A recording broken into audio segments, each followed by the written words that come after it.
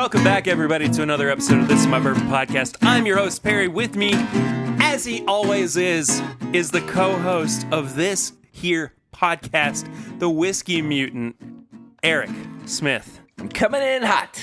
Coming in real hot. Like a fajita. I had Taco Bell tonight. That's the exact lyrics. I looked them up just to make sure. Yeah, I'm coming in hot. Just like the fajita. I write what I live. I wanted to say I'm coming in hot, and then I wanted to see what came next. And it literally says, like the fajita. That's so weird. I really did have Taco Bell for dinner tonight. And they left off one of my items. Not only did they leave off one of my items, I ordered extra beef on my quesarito. They basically gave me like less beef than you normally would get. I was so mad. Didn't we rant about Taco Bell last week? No, we did. No, we didn't. A week or two ago. I mean, it definitely wasn't last week. Remember because we were talking about they took the potatoes away from us? That's been a couple of weeks. It feels like just last week. Everything runs together when you drink for a podcast. When you drink and you eat for a podcast, everything runs together. Yeah, we definitely had some beef. Literally, beef with Taco Bell. Is that a pun? No. Okay. Well, if you are new to the show and you want to hear us rant about Taco Bell from a couple weeks ago, you can do that. Just subscribe to the show in your favorite podcast app of choice. You can also leave us a 5-star rating and review. You can also find all of our apparel and merchandise at bourbonshop.threadless.com. Send questions or comments to thisismybourbonshop@gmail.com and become a supporter of the show at patreon.com/mybourbonpodcast for as little as $1 a month and as much as whatever you want to give us. Yeah. If you feel randy and you just want to give us $37 a month, or if you want to give us $2.89, that's up to you. Yeah, it's all up to you. It's a custom pledge. You can make it happen. Perry can make a tier at any moment. Is that right? I'm just no, I assuming absolutely you can. could, but I'm saying that they can put in their own preferred amount of money. What would be the $47.98 tier? What would be the? It would be everything that's on the $50 tier, but something less. But just less. Like if it's sample bottles, I give them like half. If it's a T-shirt, I give them one with a hole poked in the armpit. If it's a hangout, it's on the night that my internet's the worst. What about the $69.99 tier? That actually is a very specific tier where we can't talk about that, can we? We can, but all we can say is nice. Nice. So they get an episode a month that's an hour and a half long of us sitting across from each other. And it's mostly silent, but we're pretty much going, nice. Nice. Nice. Nice. That's so nice. Nice. That's so nice. Nice. Nice. It's just an hour and a half of that. Oh, well. I mean, so there you go. There's a tier for everyone. There's a tier for everyone. And look, if you want something specific out of Patreon, sign up at whatever you think is appropriate. Send me a message and say, hey, what do you think of this? Yeah, we just recorded a Patreon pregame chat. We did. And we're always looking for questions or something to talk about during the pregame. So. Yeah. I would like to do moving forward. I was really happy you didn't drink from that Glencairn at that time because the sample bottle was open. Oh, so you would have like put it into your mouth and down your shirt. I'm not. We did a pregame chat and we did a pre-game because we were live streaming earlier. Yeah. So we've been going for a while right now. But I'm not that bad. I'm not going to pour the sample bottle out while I'm trying to drink from the Glencairn. But I would like to do moving forward. And we talked about this a little bit last week. More Patreon-centered stuff, of course. monthly, maybe do an episode that is a Patreon suggested topic, or we get Patreon involved just in terms of responding to what the topic is. But I would like to, for Patreon, do like once a month, we do a bonus episode with them. Yeah. I think that would be fun. Yeah. Yeah. And that I don't want to limit that to like one specific tier or another. No, it's all a Patreon. Yeah, exactly. Yeah. But you have to be at the 8343 8343 to be able to listen to it. 8343 mash bill tier. 83% corn, 43% rye. It's 126%. You can do whatever you want. Sure, why not? Give me that sample bottle. So we're doing something this week we haven't done in a long time. Yes. So I called an audible because, full disclosure, the Kentucky weather right now is treating me and Perry very well. Because, in my head right now, I sound like a frog. I don't know if I really sound like that. I think you sound sexy. Insert the saxophone from Careless Whisper here.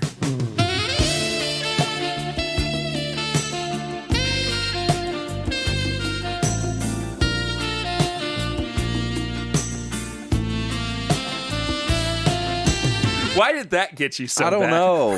I don't know. I have no idea. We have too much fun together. We do. But the weather in Kentucky went from 20 degrees to 75 degrees to raining, and my sinuses and stuff are just messed up. So I don't think I could make it through an episode if I was eating something crunchy or chocolatey. So I decided to blind Perry for some flying blind. I feel like I know what this is. You may. Or at the very least, I've had this before. You may. It's definitely barrel proof. It tastes so good. Up front, it's a little bit soft. It's kind of herby. Green, but not in like a young way. Midway through, it's really earthy. I get like this, oddly enough, I kind of get like a mushroom note from it. I won't disagree because it's like a very savory. I could see almost like a steak and mushroom type thing. Almost like a sweetness of like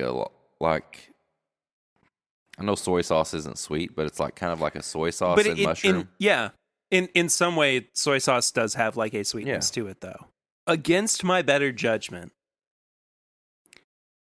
I want to say that this is a barely legal rye at barrel proof. Okay. I feel like this falls in it. Even if it's not barely legal rye, it's a higher rye product. So, it's not a rye. Okay. It's a bourbon. It's MGP. Yeah, definitely. So, we are recording on Veterans Day. We are, yeah. So, this is a sample I got sent to me from some friends on Instagram. Actually, I think Adam Terry might have sent me this one. I don't know. I have a bunch of Nashville Barrel Co. samples. Yeah. And this is a Nashville Barrel Co. 5-year bourbon. And this was picked. Wow. This was picked by Fred Minnick and James of Nashville Barrel Co., who are both veterans. Yeah. It's a 5. Fred picked this. Fred and James from Nashville Barrel Co. They picked it on 9/11. Jeez. And it's 5 years, 120.16 proof. Barrel number 276. You know what's funny? And this just kind of goes to show the impact that Fred has had on me, not just as a bourbon drinker, but as a bourbon analyst in some ways. I was thinking through this in the way that Fred taught me how to taste.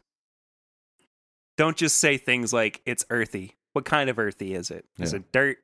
Is it mushrooms? Is it, sandy, whatever? Don't just say it's sweet. What kind of sweet is it? Is it confection? Is it fake sugar? Is it this, that, and the other?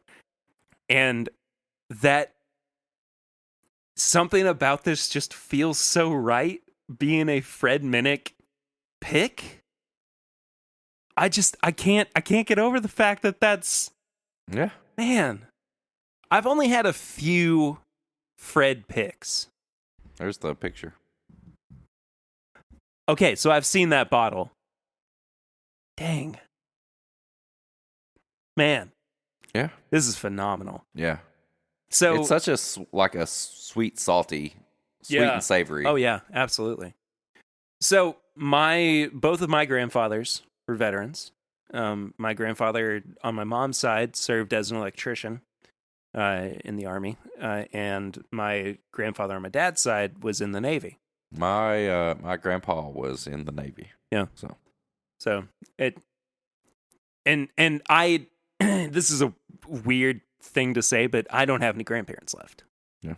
So when it comes to something like Veterans Day or Remembrance Day or Memorial Day or whatever, I get a little bit more sentimental. Yeah. So this was perfect. Yeah. For today. Yeah, whenever I text you and I was like, I don't think I can do a pairing right now, I don't want to be coughing and all that and I saw that and I knew that I had that sample and it just clicked. It was like, that's the one. I have to do it. So we flying blind. So I'm gonna go ahead and give myself this little bit of homework. But I don't speak about it a lot, but I'm very passionate about veteran care once they come back to the States post-war and everything. So I'm going to do a little bit of research. In the description is going to be a link to some organization that people can donate to for veteran help, veteran relief.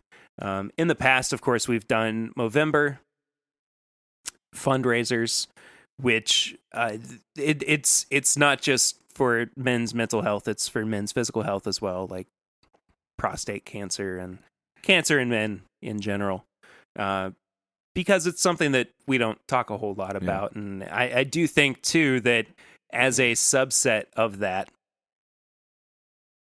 veteran mental health is extremely important. And if we are going to request people to defend our country with everything they have, we should give them everything in return. We should take care of them. Yeah, absolutely. So I might even drop a little bit of audio in here, letting you know more about the organization specifically. If not, that is in the description below. It's probably because I'm a little bit emotional about it. Yeah. But one way or another, that is going to be down below. In the description of this episode. So we have veteran listeners. We do too. I mean, this is the most far-reaching podcast I feel like I could have asked for. I mean, yeah, I'm very happy with and proud of our listenership. So on this, and this is coming out a few days later, but on this Veterans Day, cheers to you guys. Sincerely appreciate y'all. Yep.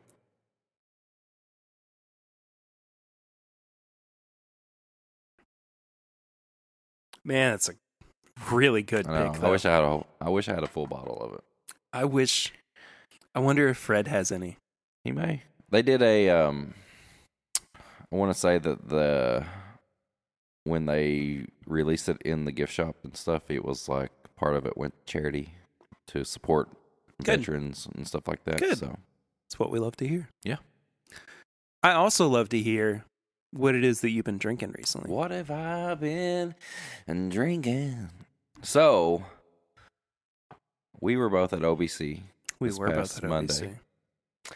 With Mr. Don Nishida, which was awesome hanging out with Don.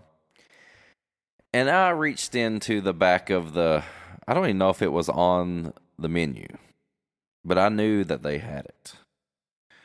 One of my favorite OBC picks, the Belle Meade. Speaking of MGP, we just drank MGP. 12-year. Was it 12-year? Yeah. Yeah. 12-year Belmead OBC pick, which I thought Perry had finished it himself. I thought that I had too. And I don't remember what the actual context of it was, but I feel like I remember being there one night and Iverson or Akeem saying, "This is all that we have left." And me feeling a little hesitant about it, but they were like, "No, go ahead." Maybe they found another bottle. They might have. Maybe they thought wrong. Either way. But, sorry, I don't mean to interrupt you. No, you're fine. That's a phenomenal 12-year-old whiskey. Oh, let me tell you. That Belmead, I'd put it up against almost anything. There's just something about, there's something about those 12 to 13-year-old MGPs that, I don't know, man. There's just something about them. Oh, yeah. But that 12-year-old Belmead OBC pick is just something special. And I'm so glad they have some of it left.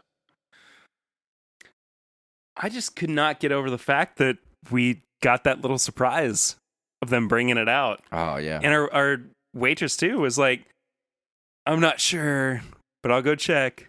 Let me ask."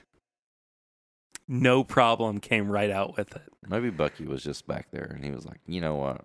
Here you go." He already knew that I wasn't getting the job. Let him have it. So he was trying to soften the blow for me a little bit. I talked about this a little bit on Patreon. I'm going to glance over it very, very briefly, but I had interviewed to be the graphic designer for BHG Bluegrass Hospitality Group, which is the company that owns OBC. And unfortunately, I didn't get it. It's okay. I'm still employed. I'm still making money. But it was just kind of a little shot that I wasn't entirely prepared for. But you were in the running for the end. So I was in the running. That's all that matters to me right now. So, and what matters is that I'm making money. Yeah. So I can't be too upset about it. As far as what I've been drinking recently, though, you sent me actually the post about it, but one of our local liquor stores that I have really kind of started to just fall in love with in general because they're very small, family owned, Jackson's Wine and Spirits, put out a Knob Creek pick. I am like a teenager at prom night with that pick. I have to tell myself no. Kissing on it and stuff. It's fondling it. Not when you put it that way. No, I love that pick so much. And again, I mentioned it last week, but I just feel like I can't get away from getting murdered from it, like by a slasher murder. Like yeah, exactly. Teenage, you're just doing bad things to it. You're just getting murdered. Oh, I didn't want to be the. You said it. I didn't want to be the bad guy in this scenario. You're not the bad guy. Well, I am. I'm the guy that nobody's rooting for. You know what I mean? Like that's the way that you were posing that for me. I'm the dumb jock that. No, anyway, it's just continuing with this trend of Knob Creek picks, like hitting another high for me that. I, of course, wish that we had more 15, 16-year-old picks, but I don't know. I feel like they're putting out really great single barrels. I think it all depends on who picks it. I think so, too, but to have found such consistency, yeah, I think that speaks volumes to what is actually being placed in front of them at the moment. They just posted they were at Buffalo Trace picking an Eagle Rare, too. They did. Yeah, when I went through the drive-thru to get the bottle, they said that they were about to go do that. So it'll be about 3 years before it comes in. Probably, if they're lucky. But as of recording, too, we just got done with a live stream where we reviewed the Wise Man Kentucky Owl Bourbon. It's rough. It's rough. I'm not explosions. like, I don't want to beat around the bush with it at this point. There's just not much going on. No. And I really wish that there were. I wish that this product that was supposed to be an approachable version of a premium product, that it had something that could be offered to the general public, but it's not there. No. It's not there. I mean, at some point, we thought it was an Irish whiskey. We thought it was a rye. Yeah. Yeah. Like, it does not hit the mark of being a bourbon. No. Makes me sad, man. I know. It does. Makes me sad. I think, though, that now is the time for us to dive head first into this episode, and 20 minutes later, but we are actually focusing on reviews this week. Yeah, 2 reviews, right? 2 reviews. One is going to be the Buzzard's Roost Kentucky Straight Bourbon whiskey. Well, no, it's not Kentucky. It's actually sourced from MGP. I apologize, but it's their very first bourbon release. So we're going to be looking at that in a minute. But we're also, because I said so last week, going to be reviewing the 2021 Old Forester Birthday Bourbon. 12 years old, 104 proof, MSRP of $130. Mash bill, Brown Foreman. Brown Foreman. It smells like Brown Foreman. It says undisclosed, but it also says 72% corn, 18% rye, and 10% malted barley. This actually goes back to a small conversation that I was having with Darren last week, that I had mentioned at one point that I didn't think that Old Forester was high rye. It's 18%. Really? Yeah. Huh. So who knew? Who knew? I mean, I didn't at the time. I don't think I've really looked into their mash bill. It smells Brown Foreman. It does, but I don't think that it smells so Brown Foreman-y that I can't separate it from what my kind of preconceived notions are around Brown Foreman. It smells very cherry and chocolate. I'm getting a little bit of banana, though. I can see that. Right. I get cherry chocolate, and then there's some banana. And it's not like ripe or older banana. It's more like candy banana. It's kind of like runts. Right on the end. Man. A lot of brown sugar. A lot of chocolate on the palate. Whew. It's hot for 104. Ah, wow. 104. I will say, out of the recent birthday bourbon releases, this might be my favorite. There is almost like a snickerdoodle. Ooh, yeah, you're right. Right there, right mid palate. And the finish is a little heavier than what I would think. What, did you say 104? Yeah, 104, but it is 12 years old. Oh, so you're getting a little bit of that oak finish on there. Oh, snickerdoodles all day long. More banana, cherry, chocolate on the nose. But it's a lot of that baking spices and snickerdoodle. I genuinely really like this. Oh, this is good. This is the best birthday bourbon I've had since I knew what birthday bourbon was. So basically about like the past 4 or 5 years, I've been able to try, I think, all of them. We should side by side it with 2020. I don't. What the heck? This is in my bag the whole time. Are you kidding me? I got this last year. Did you seriously? At Total Wine I Lottery. didn't even know that? That's the only time I've ever won Total Wine lottery. Oh my gosh! I was about to say, I don't know where my 2020 birthday bourbon sample is. I just brought it over. Holy crap, dude! Okay. I wasn't going to tell you because I wanted that response. Well, I'm sorry I don't have anything for you in terms of that kind of surprise. Well, because I hadn't really not mentioned yet. it that much since I first got it, and I know it got lost in the chat for a long time. I didn't know that you got. Well, at the very least, I don't remember that you got this. Well, Wow. The bad thing is I didn't enjoy it that much.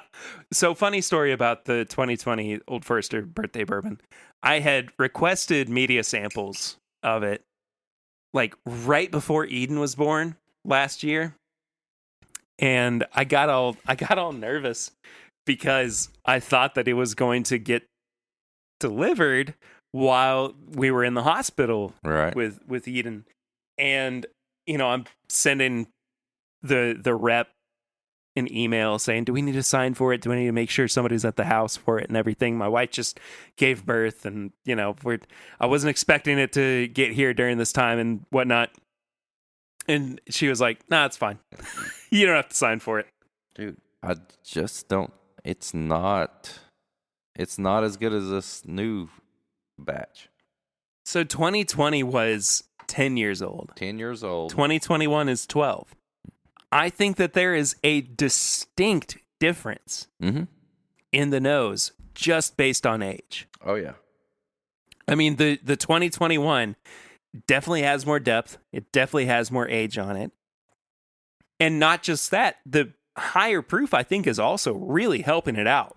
Yep, this is 98 proof. This reminds me of Woodford Reserve. And I'm not saying Woodford Reserve is bad. I'm just saying, like, this is a birthday bourbon. And when I smell it, I feel like I'm smelling Woodford Reserve. That's definitely an Old Forester product. And on the palate, it tastes like Old Forester. It's a little flat. It doesn't quite have the depth that I want it to. It's kind of like the 100 proof Old Forester. Yeah. I think that's actually a really good approximation. Yeah. Like it just feels like a slightly older version of the Old Forester signature. Yeah, it's not bad, but it's not what I would. And this goes back to last week's episode. Yeah. When I said Old Forester birthday bourbon recently has not been the premium product that I would expect it to be. I can't believe that you were able to surprise me with that.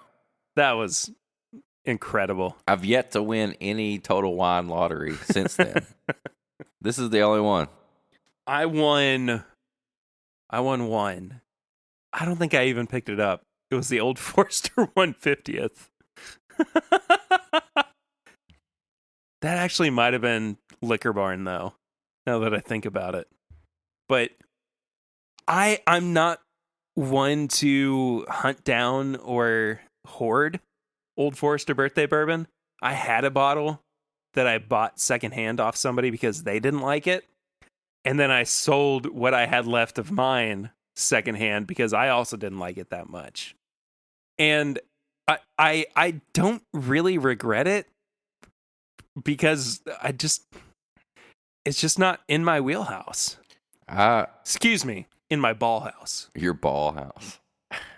I don't know. Like, okay, the 2021 Old Forester birthday bourbon, I would definitely seek out before I would the 2020. Yeah. But still, at the same time, I mean, people, how many days did people wait in line for it? What, 2 or 3 days? At least 2, yeah. They had to eventually just give out tickets and say, leave. Something like that. I don't know. I just feel like the birthday bourbon's just, I don't know. They're the premium limited edition, and they just don't do it for me. I would love to try some older ones. I think the oldest one I've done is 2018. I feel like I've had 2015 or 16. And even still not being overly impressed with it. So I would love to have them just to have for like my kids' birthdays. Oh yeah, absolutely. If anybody has an '08, an 11, and a 13, you can send them to me. Just send them to me. Send me an offer. I'll consider it. Very quickly, what do you want to do you want to go through nose, palate, finish, price? Yeah, let's do it. All right, sure. Nose on this one, man, it keeps growing on me too. Definitely a 3.5. Man, it's rich, it's complex. I enjoy the nose better than the palate. I'm going to say a 4. It's so, like you said, rich. There's like sugar and candy. You got the banana in there. I'll say a 4. See, I like the palate, I think, for different reasons. That's where a lot of the complexity comes into play for me. But I don't think I like the flavors of it as much as I do what's on the nose. Not so much so that it's like upsetting me. No. You know what I mean? It's just like slightly not there. I was going to say palate to me is 2.5. Palate for me is a 3. Okay. So I could smell this all day, and I could smell it longer than I could taste it. Yeah. Finish, though, it's a little light. I'm getting a toasted caramel that I wasn't before. Some like graham crackers as well. But I don't know. I almost get more chocolate and cherry on the finish. But it's still not very prominent. Yeah. Yeah. Totally. So. I don't hate the finish. I just wish that there were more of it. I wish it lasted longer. Yeah, exactly. So I'm actually going to give it a 2. I was going to say a 2.5. Yeah. So currently I am sitting at an 8.5. And that is without considering the price. Now, it is a premium product at $130. And it's almost impossible to get. Well, and yes, and it's also tough because like this is one of the more subjective pickups that I think people are going to find on the market because it does correlate to special events based on year. Yeah. So that in and of itself it's almost a non-starter because people are going to justify whether or not they want to pay that premium price based on their own experience. Yeah. So for me, it's a little bit outside of my price range. And I think that in general, Old Forester Birthday Bourbon has been such a letdown over the past few years. And I just feel like I have not had that right batch. I've not had the right release or whatever. And I mean, if there's something that I'm missing, if there is one batch that I need to try, please let me know. And I will happily accept a sample of it. I would love to know like the phenomenal batch out of the last when did they start? Do you know when they started? Oh, I'm gonna get called out for it. I think it was the early 2000s, maybe late 90s.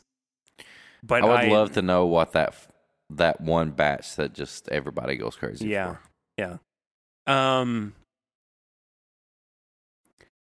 I think that the goods and the bads kind of create this counterbalance between each other. And I hate to be really middle of the road with it, but there are better products you can get at this price point. but there are also products that might have more sentimentality to you just based on what they are at face value. I'm going to give it a 2.5. I'm not super happy with that price with that gauging of the price, but I just think that it's one of the more subjective ways to approach your decision making on a particular bourbon. Yeah, I think I'm going to stick probably around the same as you, 2.5, because you're either going to get it in a lottery, or you're going to have to camp out for it. And unless I'm just like trying to like either complete the collection, or I really just want one for, you know, the year of a kid or a birthday, you know, something like that.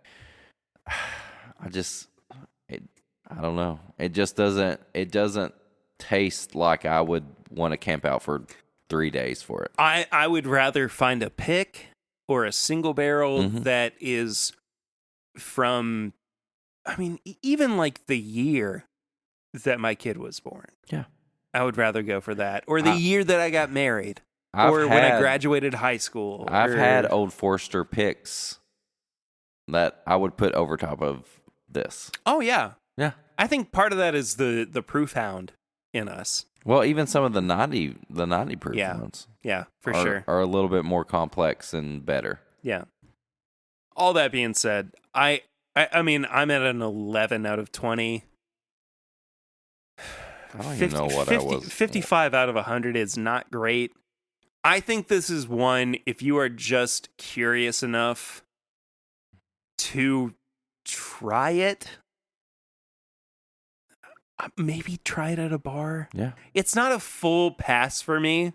It's just a, like, I can understand if there are other things that you would rather spend the money on. Yeah. Because, I mean, at a bar, this is probably what, like $20, $25 an ounce? Yeah. Unless they're doing some kind of special, like, I know Whiskey Bear, before they... oh, yeah. They did a whole, like, their birthday... Man. They did I think they had 2018, 2019 birthday bourbon. And they had a special. You could get a pour of it for a good price, and it was because it was their birthday. Yeah. I haven't been to Whiskey Bear in forever. They're not there anymore. Well, I know, but they're making moved. They're making a new thing. Yeah. Yeah. But I mean, still, I haven't. Either way, I haven't been able to support them. I know. In a while. I've got most of their picks still.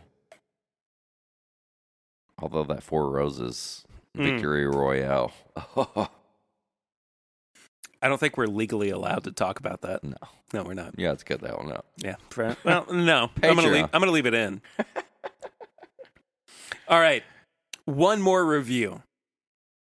We're doubling up on them. Double.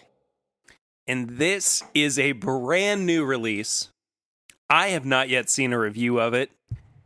I did get to go to the preview party, I guess, for this release at Bardstown Bourbon Company, where they are going to be doing their contract distilling through moving forward.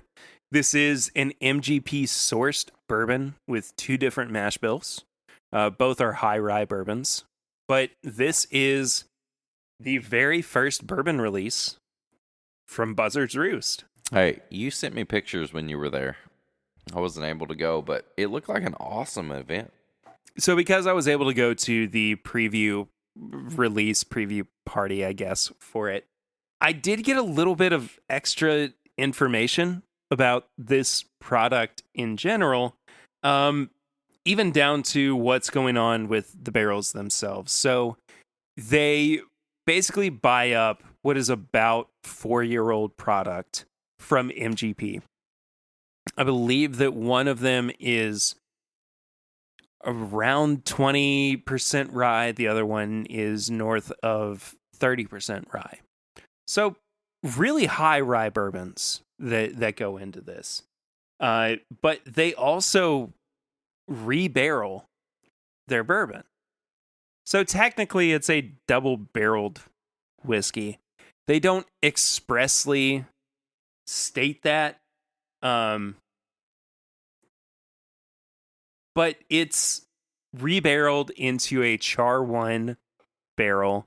As they say, we use proprietary levels of toast to coax every specific flavor from the oak, and their barrels are seasoned for at least 18 months. So this is a blend, as I said, of 2 different mash bills. Okay. But it is anywhere from 4 to 6-year-old bourbon, barrel strength, bottled rather at 114.4 proof. Again, distilled in Indiana, rebarreled in Char 1 New American Oak, and created from 2 distinct rye mash bills. MSRP of $85. Okay. Are these not single barrel? No, this is a batch.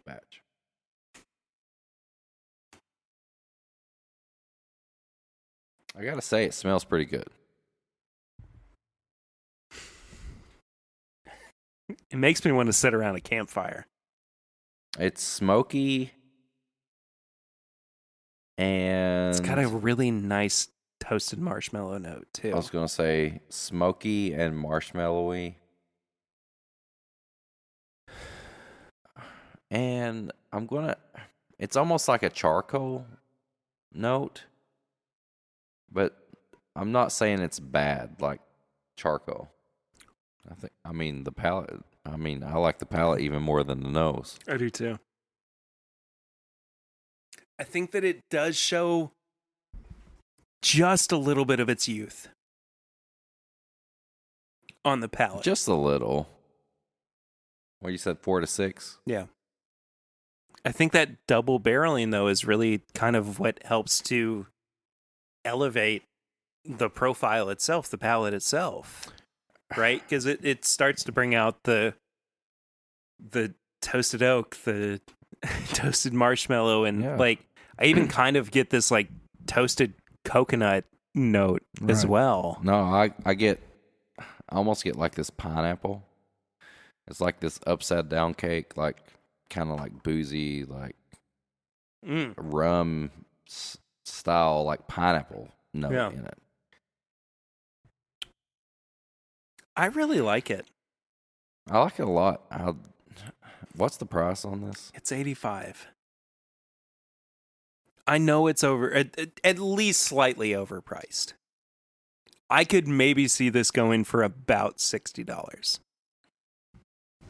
I could see that, and I don't know. Sometimes I'm like up to $25 over it doesn't make me feel as bad about it. Yeah. You know what I'm saying? Yeah. I'm telling you, I'm getting like this rum pineapple. No, and like, I love it. You gonna have some more? I have just a little. I figured you would. Just a little. Just a hair. Just a nip. And that's a good sign too. Like, I agree. So when I tried it on Tuesday, I mean, initially I was like, oh my gosh, this is so good. And I went through it a little bit quicker than most of the people around me did. And I even went back to the bar and they had some extra Glencairns left over. And I was like, could I by chance give me a little bit more? Yeah, a little bit extra over there. They also had their toasted barrel rye. How's that? So good. It's a much more subtle toasted barrel, though. I'm telling you. I've said it before. You say it again. I'll say it again. The toast. It 1,000 times over and more. over again. The toasting on the rye products is where it's at to me. Yeah, for sure. Okay. Nose, palate, finish price. Nose. It's one of the more interesting noses I have gotten on a bourbon in a very long time. It's even savory. Oh, yeah. Which I like wasn't expecting. but it does maintain so much of that sweetness, that double oakedness, the toasted Double barrel oakedness. double oakedness. Oakedness. Do you know, for a long time I thought that the Harry Potter sequel was called the Cursed Child or whatever instead of the Cursed Child? I said that to Lucy one day and she was like, "You're an idiot." And I was like, "Yeah, I know you're probably right, but I'm not saying I'm wrong." I'm not saying I'm wrong. It's just wildly unique for a nose. It is. It's not my favorite, but I just like it for how crazy it is. I mean, you know me. You know I like the crazy. I You, literally have funky nerds. I could see you pairing this with like sour candy. Yeah. Like not a Sour Patch Kid, but I mean like a straight up sour candy. Oh, I would go a freaking, like, you remember the Crybabies? Oh yeah, absolutely. Yeah. A Warhead. Warhead? Yeah.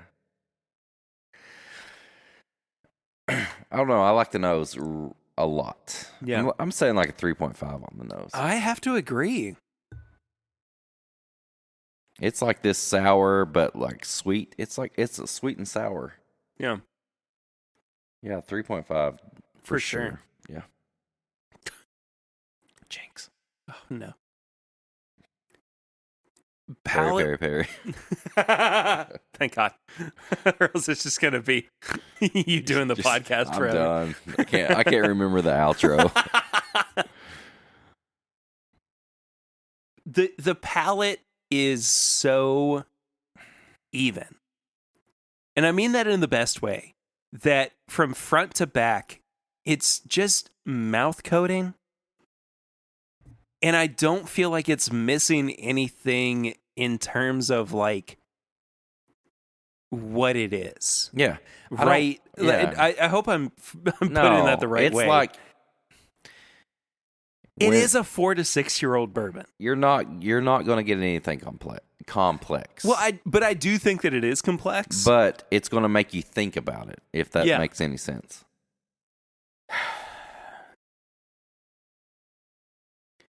It's tough. And I'm trying to give it the benefit of the doubt because I do know that the double barreling is doing a lot of the hard work here. Right? Mm-hmm. That being said, it still tastes good. Yeah. Oh, it tastes great. I think the nose is doing a good job of hiding a little bit of the youth.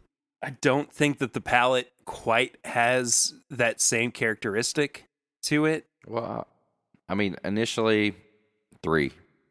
If I'm saying the nose is 3.5, I'm going with the 3 on the palate. I'm going with the 3 on the palate as well. And that's not bad.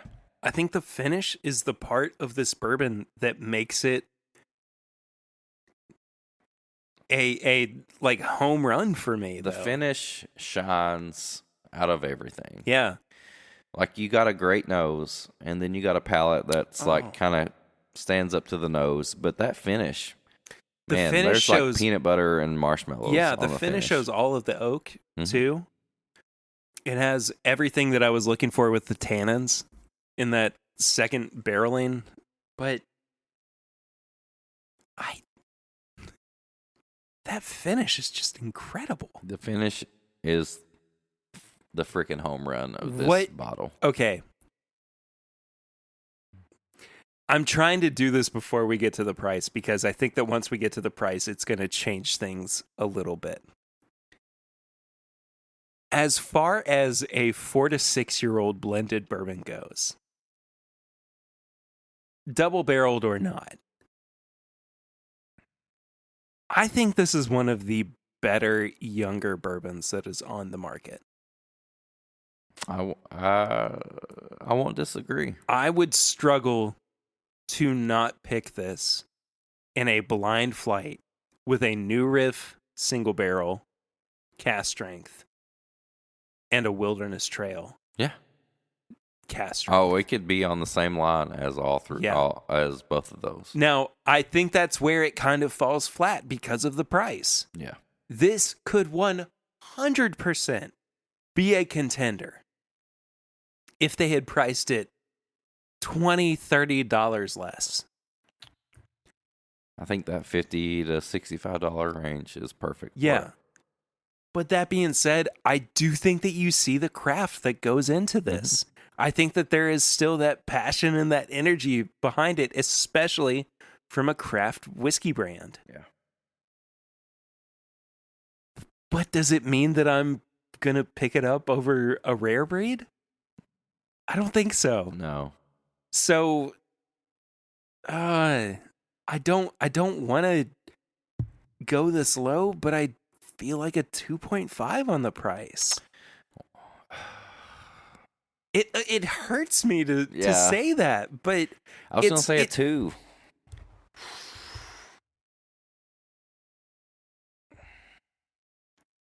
I feel like this would, I'm repeating what you just said, but this could battle with the $50 to $65 bottles all day long. Yeah. But there's just something about adding another $15 to $20 that it just makes it hard. Yeah. Yeah. You know. So I'm at a 13 out of 20. I never keep score. I don't even know what I'm at. Well, we had the same thing on the first two. Yeah. 3.5 and 3. We both had the same score on finish, right? 4? Yeah, and I think I said 2 on the price. And I had a 2.5. So, 12.5. I think so. Yeah. Yeah. Honestly, though, like I have given bottles that I have liked less than this a recommend. Yeah. At 13 out of 20, this is still a recommend for me. Oh, I'd recommend it. I think this is something that not only should be on your shelf, but should be something that you consider buying a second bottle of. Yeah, I can't disagree. I cannot believe that I am saying that about a 4 to 6 year old bourbon at this price point. Yeah. But I really do think that this is the epitome of what finely crafted young bourbon can be. Yeah. That double barrel absolutely makes this worthwhile. So you get all that marshmallow and peanut butter, and it's not marshmallow and peanut butter. It's fluffernutter. Fluffernutter. Without a doubt, it's fluffernutter. Oh yeah, 100%. I mean, it's that campfire toasted, and it's the epitome of what it is. Dude, it makes me want a peanut butter and fluffernutter sandwich so badly. You saw the s'more I made this past weekend, didn't you? Oh yeah, I absolutely did. That was the best s'more I've ever made. We probably shouldn't talk about it too much on air, but yeah, it looks like it was great. Yeah. Anyway, man, thank you so much to Buzzard Roost, by the way, for inviting me to the event, and Eric is going to be a part of those as well in the future, just depending on scheduling and It's whatnot. all about the schedule. But man, But Perry, I felt like I was there though, because you were texting me and I was you were texting you. I was sending me putting videos stories and everything. So I felt like I was there. It looked like a great event. And It was. I'm it was glad it was nice and small. It wasn't like overblown or anything. So I'm ready for more from Buzzard's Roost. I'm ready to see what comes next. I need to try that toasted one. I'm also ready for some tips and bits. Tips and bits. What do you got this week, buddy? So I've been dabbling in the black arts. Uh-oh. Oh, no. No, I've actually... Okay, so I gave you hell about stuff that you had just started watching. And did you know that I just started watching Harry Potter? Did you really? Yeah. I don't know. I don't know if it was the time it was out or what, But Yeah, I remember you saying that you just missed it. Like it was, yeah, I kind you of were missed at the it. like tail end of. I was at the tail end, Yeah. and then it was kind of one of those things where people were like, "You should watch this. You should watch this." And I'm like, "If you tell me to watch this one more time, I'm going to lose my mind." But I kind of had a gap where nobody told me to watch it, and so I've started Harry Potter, and I'm on the third movie, and I'm enjoying it. Good. It's nice. So a lot of people listening probably have already watched it, but whatever. But I am going to recommend another movie that dabbled in the black arts. Willy's Wonderland. I don't know anything about this movie. So Willy's Wonderland. Have you heard of Five Nights at Freddy's? Mm-hmm. So this is a I played Five Nights at Nicolas Freddy's. Cage movie. Like new Nicolas Cage, where he's like, I don't give a crap what I'm doing. Yeah. So Nicolas Cage, he's in this movie called Willy's Wonderland, and he doesn't say one line. He just does grunts and moans and different things like that. He's traveling through this town, and a little bit of spoiler alert. Does he have long hair in it? It's just the normal Nicolas Cage stuff. Oh, okay, never it's mind. It's not Con Air Nicolas Cage. What's the movie that just came out recently where he has like Witcher hair? It's the one where it's like a pig or something like that. He's like, I think it is called Pig. Yeah, but this one is.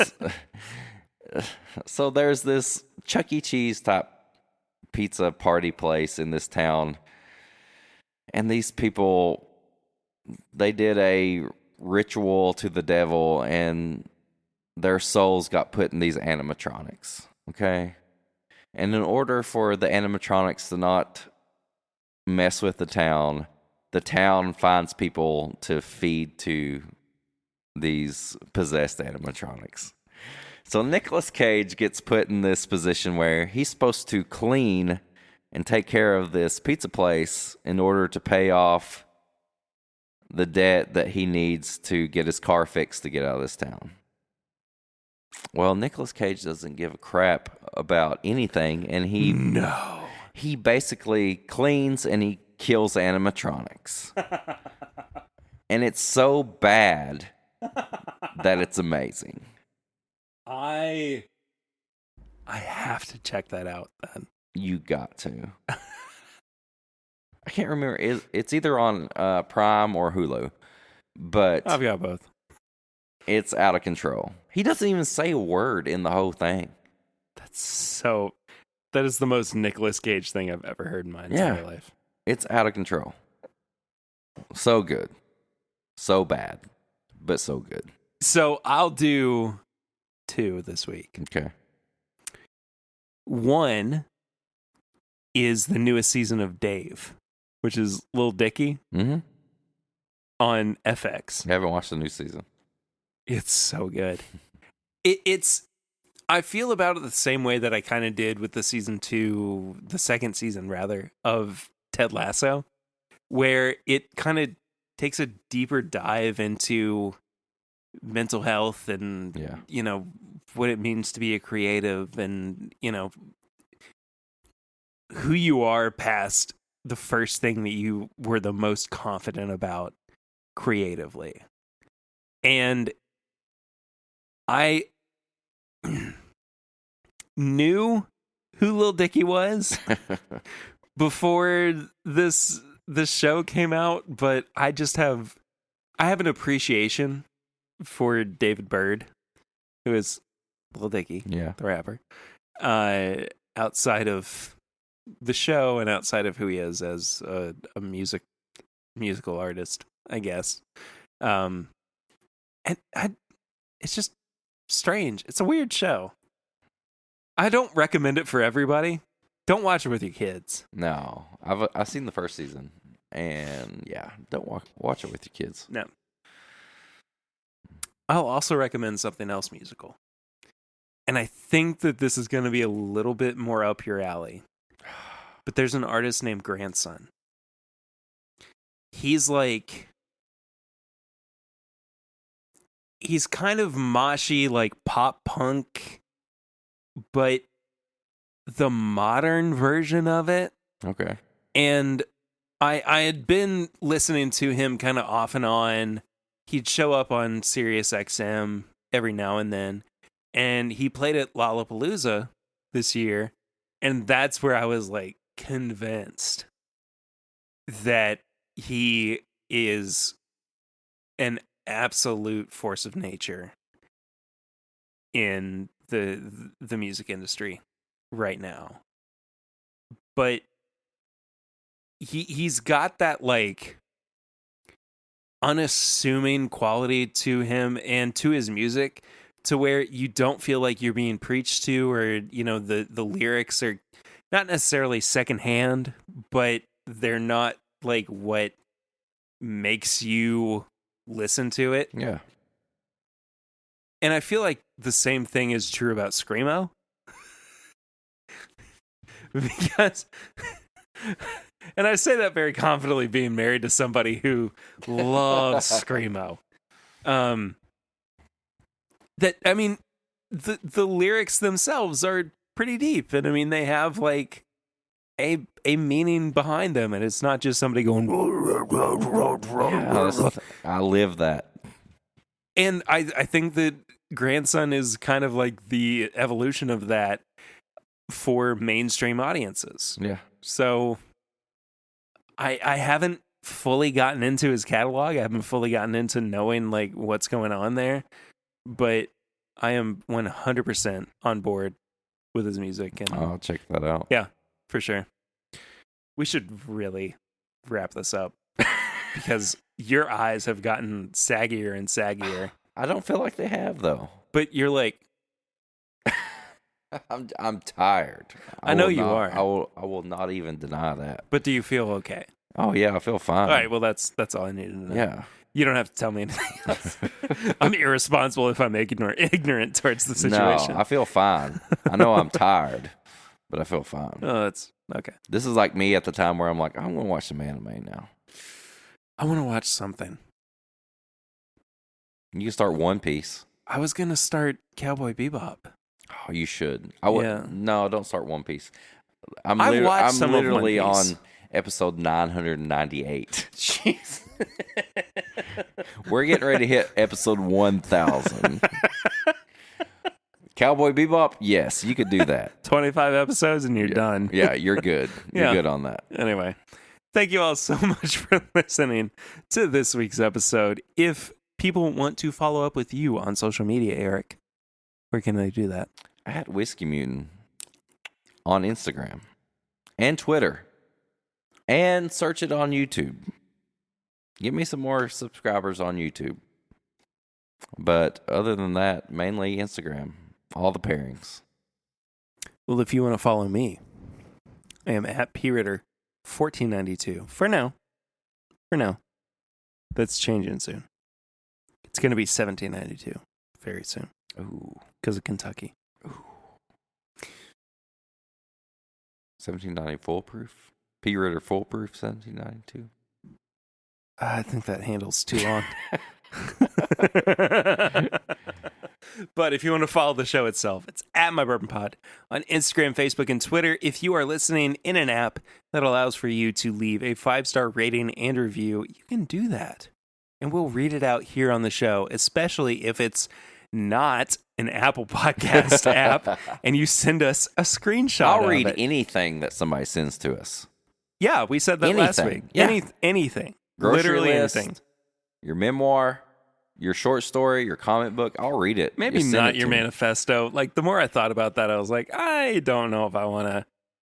Patreon exclusive. But you can find all of our apparel and merchandise at bourbonshop.threadless.com. You can also send us a question or comment to thismybourbonshop@gmail.com. And you can also leave us a barrel ring at 859-428-8253. And this week, we do have a barrel ring from none other than Papa Ritter. Oh, baby! Papa Ritter is a very well-known wrestling fan. And I appreciate that. It's true. All right. Papa Ritter's Barrel Ring coming at you. Hey, Perry. Hey, Eric. It's Papa Ritter. Oh. How is everybody doing today? I wanted to call, say good morning, because it is Wednesday, November 10th. And you won't be playing this until the next time you record. And it's, 3 days before my birthday. So I thought I'd call before I turned 57. And just say hello.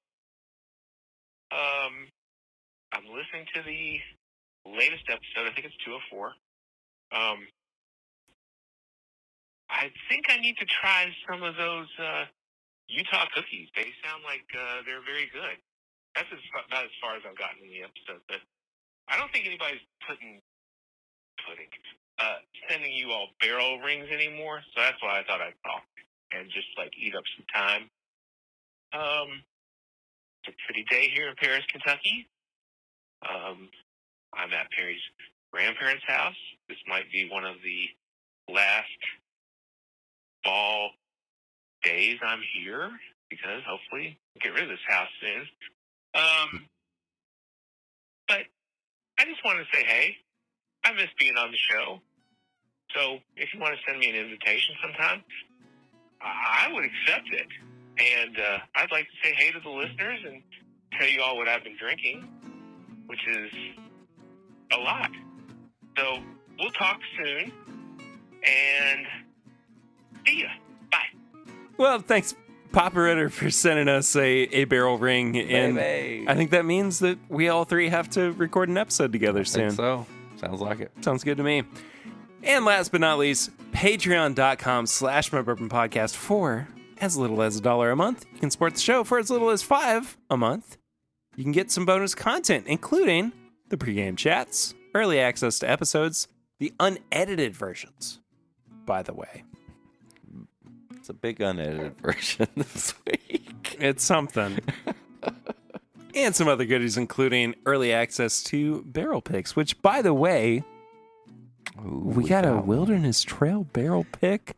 Picking in the rain. I'm picking in the rain. Picking in the rain. That is coming out very, very soon. Head to Patreon to find out more about how to acquire a bottle of that. You don't want to miss it. Limited bottles. At least, at least a bottle. Mm-hmm. So that does it. Thank you all so much. Thank you. That does it for this week. What are we doing next week? Did we talk about next week? No, I don't think we did. I was just trying to throw that at you. We'll all be a surprise. Yeah. It'll be a surprise for everybody. Surprise for everybody. Until then, though, I am Perry. I'm Eric. And this is My Bourbon Podcast.